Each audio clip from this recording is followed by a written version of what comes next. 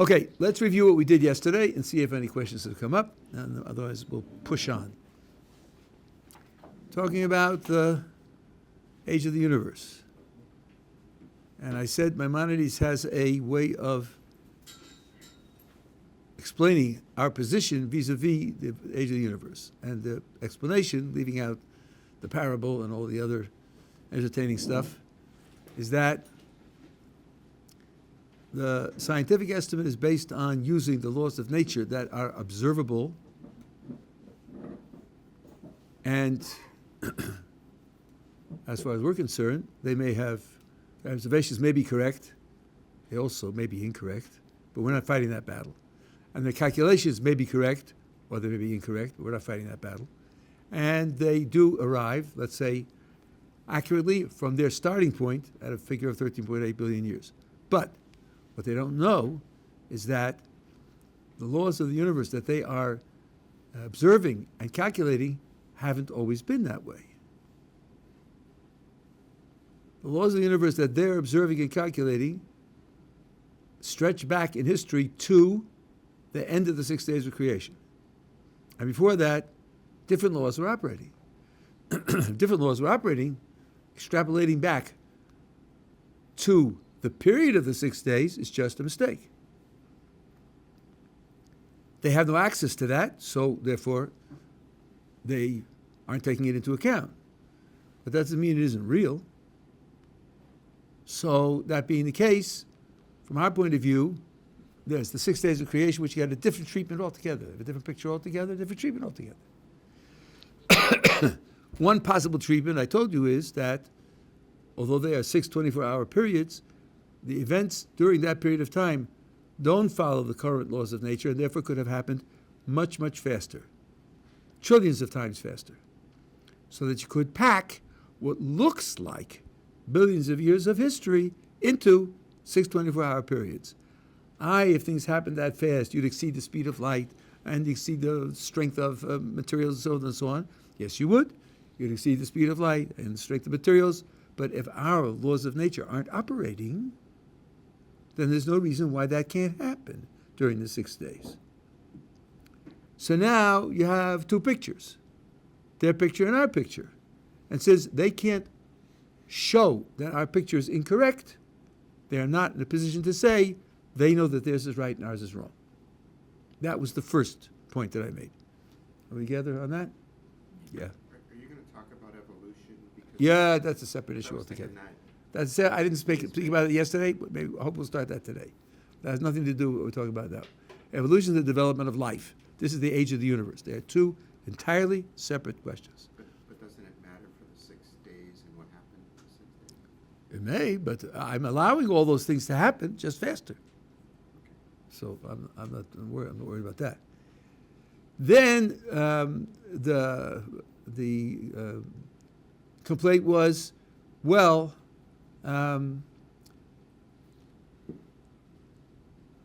you're suggesting a mere possibility that your picture is true as opposed to the scientific picture, whereas the scientific picture is presenting evidence that their picture is true. And it isn't appropriate, this is a philosophical point, it isn't appropriate to oppose a position that has positive evidence in its favor with the mere possibility that things are otherwise. And I said that that's correct. It's not appropriate to oppose evidence with possibility. I write about that in my book. I have a whole chapter on that subject. And people make this mistake all the time. So it would be very embarrassing if I was making that mistake. But I say that our position has positive evidence in its favor also, which I'm not going to go through now. I wrote a whole book on that subject. And therefore, I say it's not just a possibility that we're right. We have positive evidence that we are right, and the scientific picture presents evidence that it is right, and you'll have to weigh up the relevance of the total evidence, which includes both types of evidence. And then I said, there's a certain respect in which we're in a superior position, because the scientist has the evidence in favor of his position, which favors him, and then there's the evidence in favor of our position, which is against him, So his picture of the total evidence is mixed. Some is good for him and some is bad for him. And he has to struggle with that. I claim he can't explain our evidence. I claim he's left with a contradiction in the total set of evidence. He may want to argue that his evidence is stronger, but he has to argue that because he's facing a contradiction. We, however, don't have such a contradiction because, in addition to the evidence we have for our position, the evidence for the scientific picture isn't evidence against our position because we can explain the evidence for the scientific picture also. We can explain both sides, as I just did. The scientist gets his information and makes his calculation on the basis of taking into account the universe post the 6 days of creation. So we can explain what he's doing. We can explain why he gets that result. Whereas I claim he can't explain what we're doing and why we get our result. So in that respect, I think we're in a superior position to the scientist.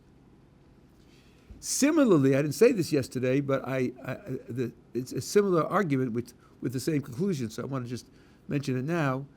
Someone will say, look, you're holding out for 5,000 plus years. Couldn't somebody use your type of reasoning for 5 million years, 5 billion years, 50 years, 5 minutes? Couldn't you always say it's really much shorter, and before that there was something else that you didn't know, and you're basing it on extrapolation from what you know, and extrapolation is wrong? And then he'll say, well, if this is a technique that you could use to prove or to justify anything whatsoever, then it's a worthless technique. Any technique that can be used to justify any type of arbitrary decision is inappropriate. And again, I think the logic there is right. The example that I gave you now applies again. Somebody's been accused of a crime, and the prosecution presents footprints, fingerprints, a murder weapon, a motive, right? And somebody says, the mafia planted it. That's not going to be a good defense. Because if you use that defense, you defeat every prosecution. Number one. Number two, the mafia isn't that active and doesn't care about every possible case. So just saying maybe the mafia did it won't help, won't do the job. But let's change the case a little bit. The prosecutor introduces footprints, fingerprints, murder weapon, and motive, and the defense produces an eyewitness who says he saw the accused 200 miles away at the time of the crime. Aha. Now there's a contradiction in the overall evidence. It doesn't say yet who should win, but there is a contradiction. And now the defense attorney says the mafia planted the evidence. Now you better investigate the mafia. Because now you have a contradiction. This is not using the possibility of mafia to defend all prosecutions.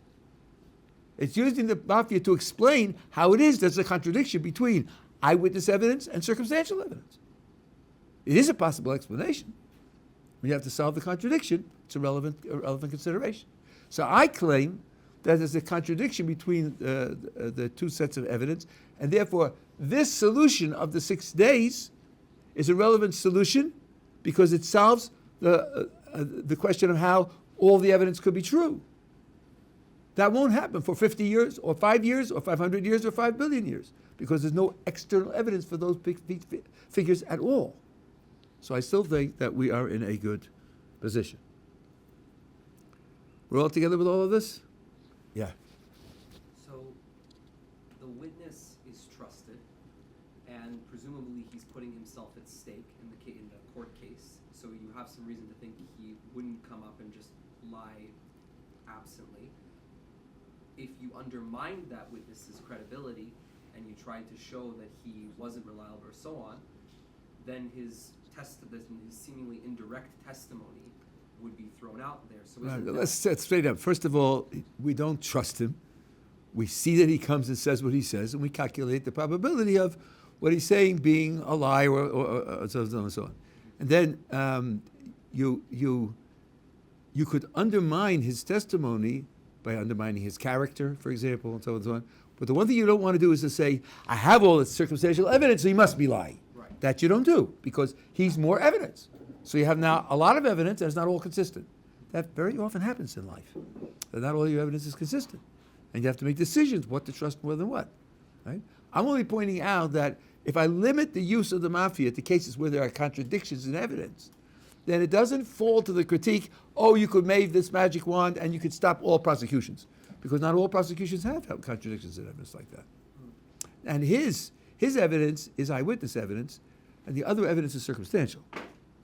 I set it up that way because I wanted two different categories of evidence. You could have two witnesses, you could have two circumstances, you could do it any way you want. Okay, let's start to talk about evolution. As anybody who's trained the Gemara will recognize the subject of evolution because it's like a sugya. People don't agree on the definitions of their terms. They don't agree on what principles to use. They don't agree about the logic. They don't agree who's trustable. It's a mess. It's a gigantic intellectual mess, which if you're intellectual, you enjoy because you have to work hard to work things out, and you have to try different hypotheses and change them all the time. So what I'm going to do, if I did it thoroughly, it would take a year. And we don't have a year. We have 1, 2, or 3 days maybe. But I will give you at least a starter, a primer of some of the things that need to be thought about and said. Yeah. Just going back a second for the argument that you pose with respect to the universe and how long it took to be created and all that. You said that there's external evidence that form the contradiction. What would that external evidence be in the case of allocating that that the world is 5,400 or I don't know. I think No, so what I said was we have evidence for the truth of the Jewish tradition. I wrote a 300-page book on that subject, and there's another 150 pages on my website, which they didn't have room to put in the book. So that's a long story about the evidence that the tradition is correct. And this being a piece of the tradition gets that credibility. But I can't do that now. I'm just telling you that in terms of the logic, it does depend upon that evidence being available. I agree to that. And, I'm announcing that is a necessary part of the picture that I'm presenting. Okay, so now I'm going to give you a skeleton of how evolution works. Yes, there are additions and subtractions and objections and codicils okay, but this is the skeleton. And books of the high-standing the textbooks do it this way with a lot of mathematics and all the rest. You start with something that can make copies of itself. Evolution, the theory of evolution, by definition, does not treat the origin of self-reproduction. That's a separate problem. That's OOL, Origin of Life Studies. Evolution does not take responsibility for that. If you're thinking of a naturalistic picture of the world, that has to be done also. The situation with OOL is much worse than the situation is with evolution.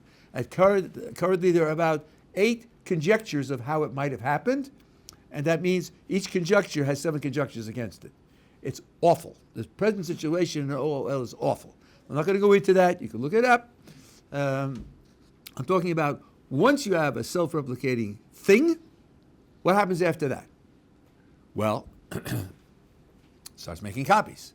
So if you start with one of them, then you have 2, then you have 4, because each one makes copies of itself, because that's the kind of thing that it is. And they spread out and they use up resources. The only trouble is the copying process isn't exactly perfect. Not exactly perfect. From time to time, there's a glitch. Something doesn't get copied exactly right. Okay, if you have a complicated organism, a thing that makes copies of itself is pretty complicated. It's not H2O.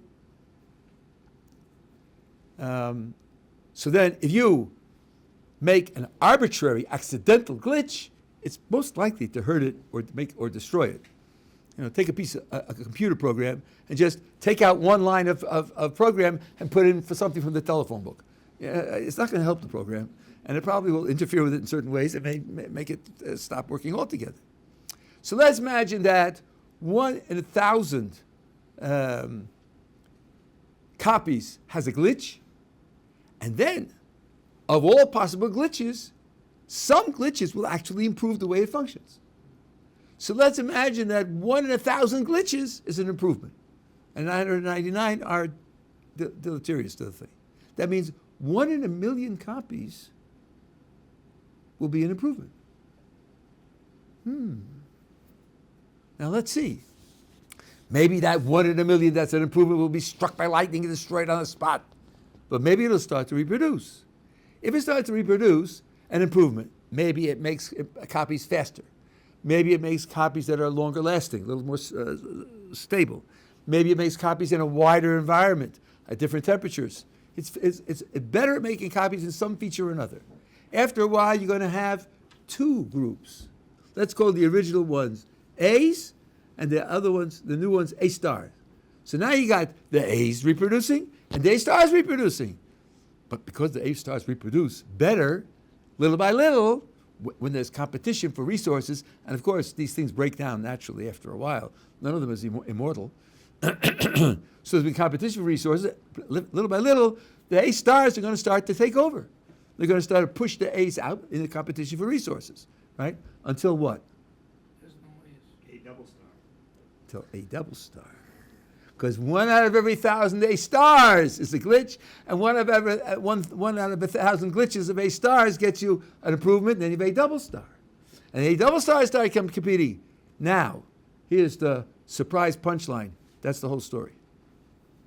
That's the whole story. That's why you have redwood trees and butterflies and orangutans and moss and lichens and dolphins and you name it. The whole envelope of life on the planet is due to this process. With 16 footnotes, okay? Fine, for qualifications sometimes, and not on every Sunday, all sorts of things. But that's the idea. Random variation, meaning nothing plans what varies. It's hit by a piece of lightning or a cosmic ray or a sudden burst of heat, like a sea vent giving forth plasma heated water, which will cause things to break in certain ways. That's the whole story. Okay, so now I want to offer a simple, logical critique of the credibility of the story. Careful now. To say it's not credible is not to say that it's not true. It's only to say there's no reason to think it's true. It might be true, it might be false. There's no reason to commit yourself to it to say that it's true. I want to introduce the idea with a parable. I'm going to tell you a story. Try to listen carefully to the story and see if you can pick out the questionable part. I have an object on one side of which I have painted an X. I tell you, I threw this object into the air 3 times, and 3 times in a row it landed on the X. And I tell you that this happened purely by accident. I didn't make it happen in any way. The object is not weighted on one side. It's not magnetic. I didn't throw it in any special way. There are no ridges that catch the air, which dictate the path of the item in the air. No, by accident, it fell on the X 3 times in a row. Do you believe me? No. You missed it. No. What didn't I tell you? How many sides do it? How many sides the object has. Oh, wow. Oh, you thought it was a coin, which is a 1 in 8 shot, 12.5%. No, I didn't say that. Suppose it's a shilling with 1,000 sides. Would you believe me then? 3 times in a row? A billion? So, 1 chance in a billion? I don't think you'd believe it. Now, here's the catch. I'm not telling you how many sides it has. I won't tell you. What should you say then? Hiding something. Probably I'm hiding something. You know, look at my hat. Surely I'm hiding something. No, but what you should say then is, I don't know. You haven't given me enough information to make up my mind. Because if you say something happens by accident, I will make up my mind to believe you or not on the basis of how probable it is. And if it's 1 in a billion, I'm not going to believe you. And if it's 1 in 8, I may very well believe you. And if you refuse to tell me what the probability is, then you haven't given me enough information to make up my mind. Okay. Now let's go back to evolution. What we're being told is there's a process. And this process is undirected, uncontrolled, unmanaged. It proceeds without any guiding forces to the way in which it will develop. It starts with random variations. The word random and accidental are impossible to define. I know that. I'm trading on the way the people talk, but I'm aware of the fact I'm a philosopher. These are very difficult words to define, but that's why I use the unguided, unmanaged, uncontrolled, undirected. And this process produced this product. The first question you ought to ask is, tell me, Sir Scientist, what is the probability of this process producing this product? And the answer is, he can't tell you. Well, shouldn't that bother you? Shouldn't that bother you? If you can't tell me what the probability is, how can you tell me to commit and accept that it must be true, that it's verified as true, that it's been scientifically established that it's true? Excuse me. You don't have enough information to make up one's mind, period. Now, the truth is, he knows that because having such a probability worked out would require knowing thousands and thousands of facts that nobody knows, maybe millions. What does the progress of life look like in a little more detail according to their picture? You have this initial thing, some kind of molecule probably, which makes copies of itself. The molecule is built out of thousands of atoms. Now, something changes one atom, and that's a loss and a loss and a loss, and then the one change of an atom makes it into something superior. Which atoms are they? What was the environment like that these atoms existed in? What were the possible disturbing factors that were applied to the molecule which caused the changes? And then what is the probability that in those circumstances, with this molecule, that these particular atoms would be changed? How often would they be changed? And then how many of them will give you deleterious effects, and how many of them will give you beneficial effects? All that has to be known to calculate the probability of one change. There are thousands, tens of thousands of changes going from a molecule to an elephant and to a pterodactyl, if they really existed. I'm not taking my, and a butterfly and so forth and so on. How many changes in the molecule are required to give the whole envelope of life? Thousands and thousands, maybe millions and millions, right? You're going to calculate the probability for each one, and you have billions of years of history where the circumstances changed radically in terms of the contents of the seas, the atmosphere of the earth. You can't possibly calculate those probabilities. So you're not going to get probabilities. So you're never going to be able to show me, yeah, we've got the process. You know, what they do is they wave their hands. In billions of years, anything can happen. No, sorry, not anything can happen. Some things can and some things can't. It depends upon what needs to happen. If you're a scientist, you don't back up your theories by saying anything can happen, do you? You calculate, don't you? You do experiments, don't you? You give me a quantitative measure of the processes that are involved. Isn't that what science is all about? When you're praising it, it is. Just when it comes to evolution, you forget all that. I want a quantitative analysis. And you're not giving it to me. If you can't give it to me, now, I've made this challenge. I've been teaching this for at least 30 years. Maybe I can't remember when I thought it up originally. I didn't think it up. It's in the philosophical literature. I have a challenge for you. Write to your biology professor. Write to your philosophy professor. Ask him my question and see if you get an answer. Give me the probability, even an estimate between a tenth above and a tenth below. Yeah, it's about 0.6, or it's about 0.775. Get me an estimate. Try. See if you get anything. There's no such thing. No one dreams of such a thing. And they know because they know it's impossible to do. If that's the case, they haven't given you enough information logically to make up your mind whether to believe it or not. Yeah. If the rabbi didn't mind, I was going to bring up that I was reading a book by, I believe, Rabbi Kellerman, or Indisputable Truth, and they do offer numbers on how likely evolution was, and the numbers, but even though they were infinitesimally small, that they still were numbers of probability. as I said, I'm not quite understanding what you're saying. Let me add just one little footnote because maybe I'm creating a false impression. I'm talking about having a probability of the whole, the process producing the whole product. You could have a probability about a little piece of the picture, because it's a small, restricted piece. You might be able to get a probability, and then you could use it negatively. If the probability of the little piece would require, let's say, 10 trillion years, and the whole universe is only 13.8 billion years old, then you would know it's impossible. You might be able to use probability to show that it's impossible.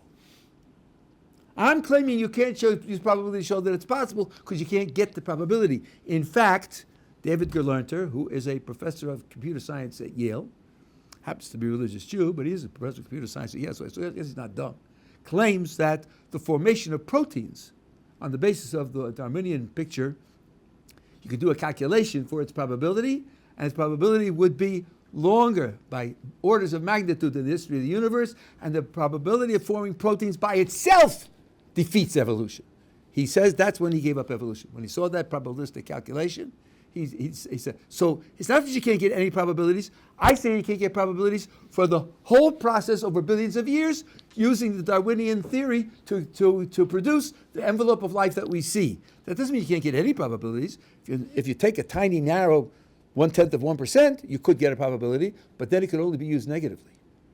Thank you. I think It can't be used positively, it can only be used negatively. This you do see, what's his name's thing about a tornado going through a junkyard and producing a 747, right? But that's the negative use. That's not the use. That's not the positive use. Okay, Yeah. thank you. Just to clarify your point, because I want to reiterate this to other people. So you're saying that you can't get a probability because the number's so astronomical it can't be permutated? No. On, like- No.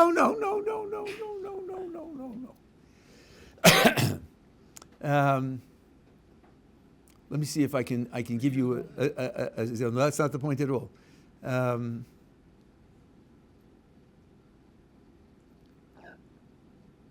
I want to know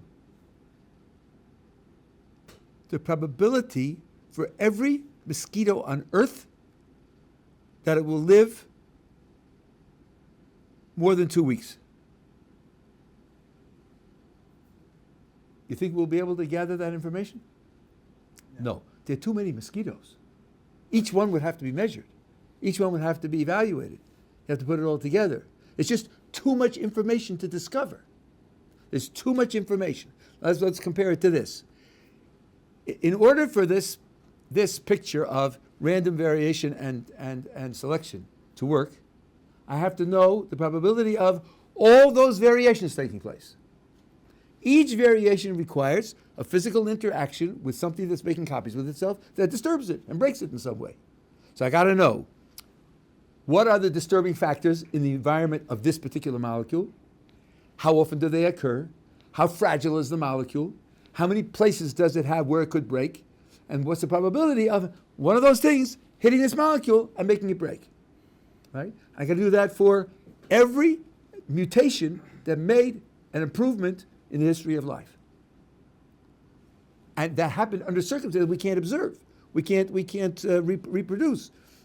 All the different circumstances on the surface of the planet over the last, according to the newest estimates, 4.3 billion years, because life began apparently very soon after the formation of the planet. So that kind of information is impossible to gather. And that being the case, you're not going to have a probability that this process produced this entire envelope of life. I'm going to make the same point in a few minutes in a different way, but that's what I'm talking about. Not because numbers are too big to calculate. It's that there's just too much information to gather. Yeah. So can the Rabbi speak as to perhaps why this theory caught so much excitement? Maybe, but let's leave that aside. I want to do the scientific stuff first, and then maybe we'll talk about the psychology and the sociology later. Yeah. So when people come up to us and say, okay, what's the probability that the 3 million Jews were at Sinai? How do we respond back to that? It's not a question, because this idea of probability is only when you are evaluating a process that happens by chance. When somebody says that something happens by chance, then he's got to give me a probability. If he doesn't give me a probability, I can't make up my mind to believe him or not. We're not saying a sign happened by chance. This argument only works for flipping objects in the air, flipping coins, and that sort of thing. And that's precisely because they say it's an undirected process. That's what I'm taking them at their word. Yeah. I think I might have misunderstood the rabbi's analogy about the mosquitoes, but isn't it possible to calculate how many mosquitoes would live past 2 weeks by taking a sample, studying those, and doing a confidence interval, taking the values? That's only because you know that they're all mosquitoes. But here, I have no reason to think that all mutations are the same. We know they're not all the same. There's a difference between a molecule and a cell, difference between a cell and a multicellular organism. The conditions change drastically. In the water, in the sea, on land, they change the conditions of what is available to do the job. The temperature is not the same in different eras. The contents of the atmosphere are not the same. The Miller-Urey experiment was based on a wrong idea of what the atmosphere was like. If it's a methane atmosphere instead of an oxygen atmosphere, it changes the probabilities. That's why. It's not because it's too... if you have uniformity, then you can take a sample. But there's no uniformity here. There's no uniformity for mosquitoes. They live in varying environments. Then you can't do it with a sample. You can't do it with a sample. There's no uniformity, you can't do it. Samples are based on uniformity. Okay, now, another way to put a similar point, there's a very good book by an excellent philosopher named Alvin Plantinga called Where the Conflict Really Lies.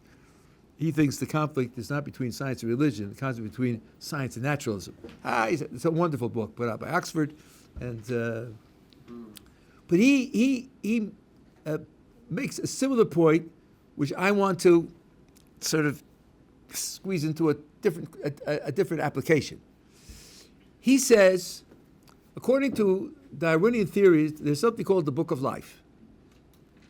The Book of Life is a description of that first self-replicator, that complicated molecule that makes copies of itself, and the first mutation that took place, and what caused that first mutation, and then the second mutation, the third mutation. The Book of Life traces the development of all life from that first self-replicator, mutation by mutation, transformation by transformation, going up the various lines of life. That would be what the Book of Life is. Now, if, let's start with the ideal and then reduce it to something realistic. If an evolutionist, which is the right way to talk about a true believer, if an evolutionist would produce the Book of Life, that would be very impressive. Millions of mutations. This one, not one like this or something, this one, and then this one, and then this one, and then this one, in the exact order, with the exact cause. Was it caused by temperature? Was it caused by lightning? Was it caused by a cosmic ray? And so forth and so on. That whole picture, that book would be a really convincing reason to believe that that's what happened. Because he doesn't have it. And as I mentioned a moment ago, I don't think he can have it. Suppose he says, well, it's true that I can't give it to you, can't present it to you, but it's surely possible. It's not impossible. You may complain that about its truth or its evidence, but it's certainly not impossible. And since it's possible, and since it fits into everything else we know, and since it's conservative about and not invoking other new principles like intelligent design or God or anything else, surely that's the right thing to believe on the basis of the fact that it's possible. Aha. Surely it's possible. And how do you know that? How do you know it's possible? After all, hasn't it happened in science that things we thought were possible turned out to be impossible? How about absolute zero? cooling things down to absolute zero. Till quantum mechanics, we thought it was possible, and now we think anyway it's impossible. Newton thought that light travels instantaneously. Now we think that instantaneous motion of any kind is impossible. So when you say that this book is possible, how do you know it's possible? How could you know that it's possible? How could you know that there isn't some hidden problem there that really goes against what's possible? For example, David Galerter believes he has a calculation that it is impossible. Surprise, surprise. Because the amount of time that the universe has been in existence isn't enough time to form proteins, which is 1/1,000,000th of one of the process of evolution, let alone all the rest of it. So maybe it's impossible. How could you know it's possible? Yeah. So for the theory of evolution and like the mutations and all, and how one mutation can possibly benefit the next species and so on and so forth, I mean, we see in like labs that when mutations do happen, like we see regularly, I mean, in the lab, as a mutation happens, it can benefit a certain species, and as they reproduce, it better than the next species, and so on and so forth. No, you don't. You do not see that. You see minor variation. You never go outside the species. And the one you do with bacteria, it's reversible. So it's just not true. It's just not true. They sold you a bill of goods. You have to look up the literature, and you'll see that it's not true. It's simply not true. They tried with the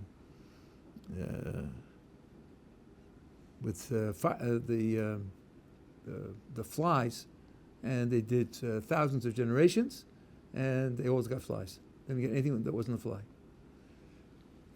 And they got monsters. They didn't get anything that wasn't a fly. With bacteria, they claimed they took bacteria and they put them in a medium, and then they changed the temperatures of those. And it's just a liquid, the same jar, and it was cooler at the bottom, warm at the top, and they developed different features with it. And of course, the generation span of a bacterium is 20 minutes, so you can get lots of generations in a day. Thousands. So and they changed, and then you had 3 levels where the bacteria took on very different forms. So they said, here you are, speciation in the lab. We created new species right in the lab. What they didn't tell you is when they restored a uniform temperature, they went back to all the same shapes. That's not speciation. Darwinian speciation is one directional. It's not. So it means this thing can present itself this way, and the same thing can present itself another way, but it's not speciation. It's just not. You have to read the end of the papers. I mean, it's at any rate. So now you don't know that it's possible. So then the fallback is, well, at least nothing I know rules it out. I'm not talking about it being possible in the real world. You're right. I could think it's possible. I could make a mistake. But nothing in my present knowledge rules it out. So it's possible for all I know. Really? It's possible for all you know? Really, have you calculated all the consequences of what you know?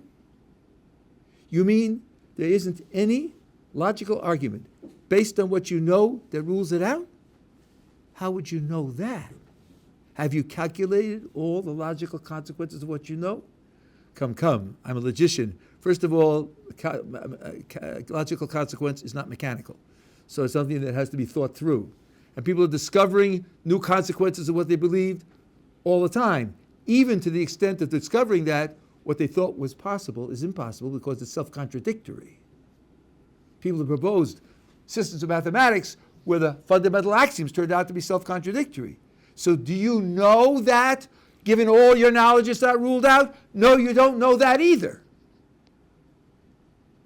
So then the guy retreats and he says, well, at least I don't know anything that I know that rules it out. Maybe that's correct. You don't know anything that you know that rules it out. Is that a reason to vote in favor and say it's true? Because you don't know anything that you know that rules it out? Golly, that sounds to me like a very, very weak recommendation. If you pin the person down to what he can really justify, it's next to nothing. It has no weight. To say that I don't know how to rule it out is just to say that, for all I know, it's something that I should explore. That's not a good reason for saying that it's simply not true. Okay, so I think this line of argument is not technical. You don't need mathematics. It's simple logic. And I challenge you, as I have challenged decades of students, take it and send it to people and ask them. They're experts and they're defenders. Jerry Coyne, one of the apologists of evolution. Send it to him and see what kind of answer you get. Some of my students have tried. They didn't get any answers. Yeah. I'm sure you're about to get to it, but what about at the end when they go, aha, but you have nothing to prove that, or what about your arguments? But that's a, in football, I would throw down a red flag. That's a dodge to an irrelevant point. And let me explain why that is so. You tell me you know something. If you read the Socratic dialogues, you see Socrates does this all the time. Guy comes in and he says, I know X, Y, Z. So Socrates' attitude is, I don't know anything, but you say you know. So let's see if you know. Tell me why you think it's right, and let's examine your reasons and see whether your reasons are adequate or not, right? So at the end of the day, the guy's tied in knots, and he can't say anything coherent. That means he can't justify what he believes. He might still be right. I said that at the beginning. It's on tape. You can look it up. Right? I said it might be right. All I'm saying is they are not in a position to tell me that I have to accept it because they verified it. You ask me for my reasons for believing what I believe, that's not the discussion. The discussion is whether you should present yourself as saying you know, or you should present yourself by saying it's an open question. How should you present yourself on the basis of your reasons? You asked me about me. I told you I wrote a 300-page book on the subject, Reason to Believe. And I didn't shirk the responsibility. But to say that in order to complete my attack on evolution, I have to have positive reason to believe something else is a mistake. My attack on evolution is not that it's false. My attack on evolution is that it's not credible. It's certainly not established. Something like this. Somebody says to me, Q, and I said, really? Q? Where did you see that? He says, I saw it in the encyclopedia. Really? You saw it in the encyclopedia? Show me. Brings me the book, opens it up. There it is. Encyclopedia Britannica. Says Q right on that page. Then I open up to the frontispiece and it says, copyright 1943. Oh, listen. We're in 2023 right now. So, don't tell me it's true because it said so 80 years ago in the Britannica. Let's look up today's Britannica. I'm not saying it's false. What I'm saying is you have no reason to believe it. Might be true, might be false, but looking at the 43 Britannica is not a good reason to believe it. I'm saying to the evolutionist, you don't have adequate reason to tell me that I should accept what you say. I'm leaving it open whether it's true or false. That's all I'm claiming. I think Gelernter has an argument that it's false. But that's a specific case. By the way, it's published in the Claremont Review of Books. Is that Where the he- word that, Sorry? is that the book where the conflict really lies you're talking about? No. That's Alvin Plantinga. David Gelernter wrote a book, a review of one of I can't think of his name now. I have trouble with names. One of the guys at Discovery Institute wrote a book. I think it's Signature in the Cell, and he wrote a review of that in the Claremont Review of Books. And there he said, because of the argument in that book, he gave up his belief in Darwin. Farewell to Darwin, I think he called it. Right. So then the Jewish belief that every single person is, I'm pretty sure the Jewish belief is that every single person is intelligently designed, and then our cells are, how can we factor in the manipulation of the cells with each person's intelligent design? How can we factor manipulation of the cells with what? The standard belief is that we believe in intelligent design. Yes. Right. So, how do we factor in how our cells are different? All of our cells are different from each other. Okay, so let me go back and review what I'm arguing for and show. Sometimes it gets sort of expanded intuitively to something that I didn't say and I certainly didn't mean. I didn't say that evolution doesn't happen. Right.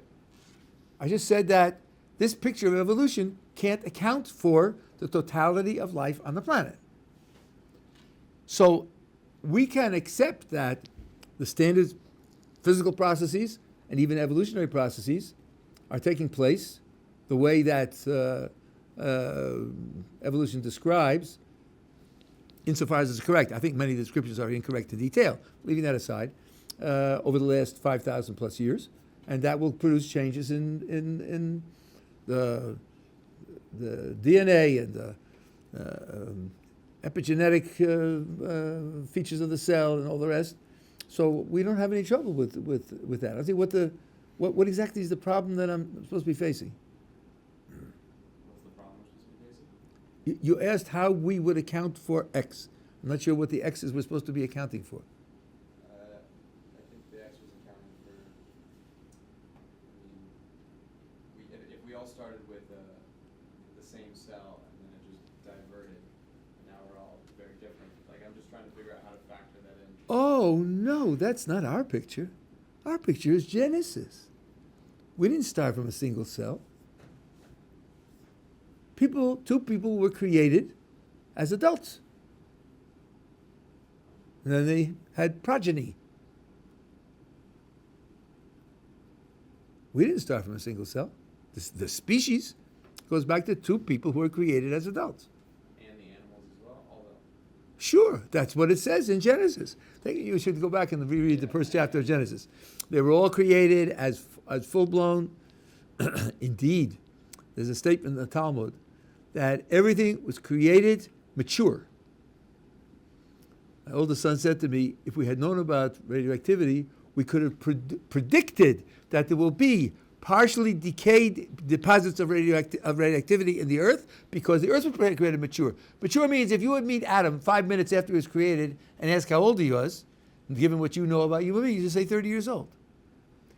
He's 5 minutes old, but he looks 30 years old. He looks as if he's gone through 30 years of growth. The earth also looks as if it's gone through prior growth. We could have predicted that. Everything, the Gemara says, was created in a mature state. Yeah.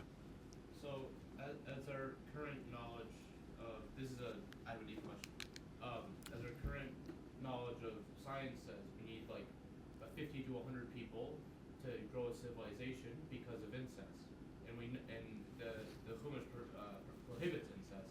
So what about Adam and Eve's descendants? How did they make more humans? Well, first of all, incest produces a higher percentage of deformity than more heterogeneous reproduction, but it's not instantly fatal to all offspring. So there's no reason why it can't work, number one. Number two, let's look at it from the scientific point of view. Exactly how did the transition to humans take place if humans are reproductively isolated? That's the definition of sexually reproducing species. It makes it a single species because it's reproductively isolated. So at a certain point, there was a very small group of people, a group of organisms that could interact because they're isolated from all the rest. Some change took place, and they're isolated, and somehow they grew into species. So that can't be a bottleneck that you can't overcome, even in natural terms. Right, but even if Adam and Eve's direct descendants had children, that's about as bad as it gets. Two siblings, and then that it gets even more inbred because the furthest they can marry is first cousin. So you already have a 50% inbreeding chance marrying a first cousin, which is, I mean, it's probabilistically, it looks really bad.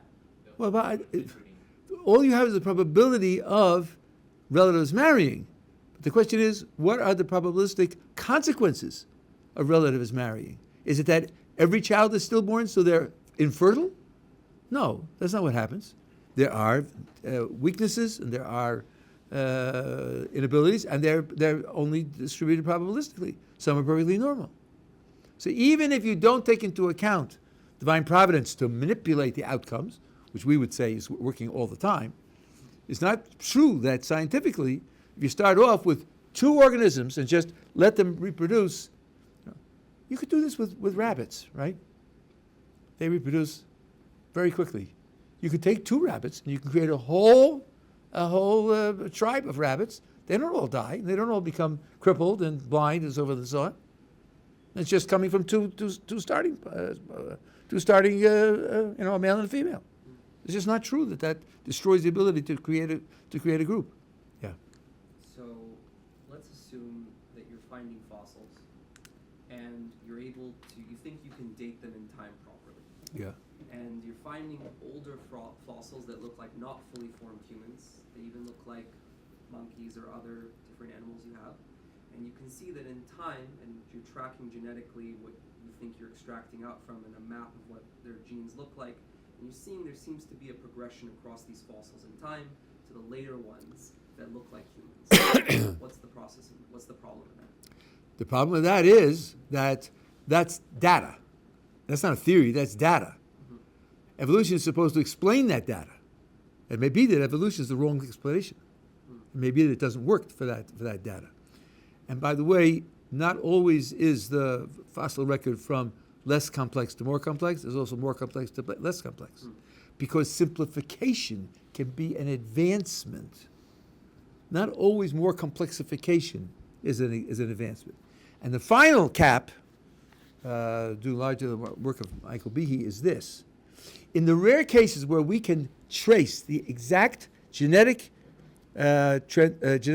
transformation that leads to an adaptation, almost all of them are devolution because they break the DNA. They destroy information in the DNA. They don't create new information. So if we're looking at the types of genetic changes that we can see produce advancement, they're not the kinds of genetic transformations that the story of life needs, because you need to go from a simple self-replicating molecule to a beaver that requires a gigantic increase in information. And we don't have any evidence of that. Maybe it happens and maybe it doesn't. We don't have evidence of it. For example, when a bacterium becomes immune to an antibiotic, how does that work? Well, it works like this. The antibiotic is designed to attach itself to the DNA of the bacterium, to block it, and so that part no longer functions to create proteins, and then that interferes with the functioning of the DNA, and the bacterium dies. So you have this antibiotic, this molecule, and it attaches, it's crafted to attach to a certain part of the DNA, and then it blocks it. So what happens in the bacterium? The pieces to which the antibiotic attach break. Now the antibiotic comes up and there's nothing to attach to, so it doesn't attach. So yes, that bacterium will survive the antibiotic. Yes, it will, but it does so by losing some information. And that means losing some part of its function. So it's getting overall better because it'll survive the antibiotic, but it's also getting worse in terms of its own capability to function. That's the kind of genetic change that we've been able to document. That's no evidence that genetic changes produce new information and better information. There are theoretical possibilities that evolution talks about. You have duplication of genes, and then they're each available to mutate separately, and they could create. You could, but we have no evidence for it. We have no actual evidence of when it has happened to produce an adaptation. As I told you, it's a sugya. It's like a sugya in Gemara, right? All these things have to be defined. So listen, I've got to quit now, but we'll continue this tomorrow, Mr. Hashem.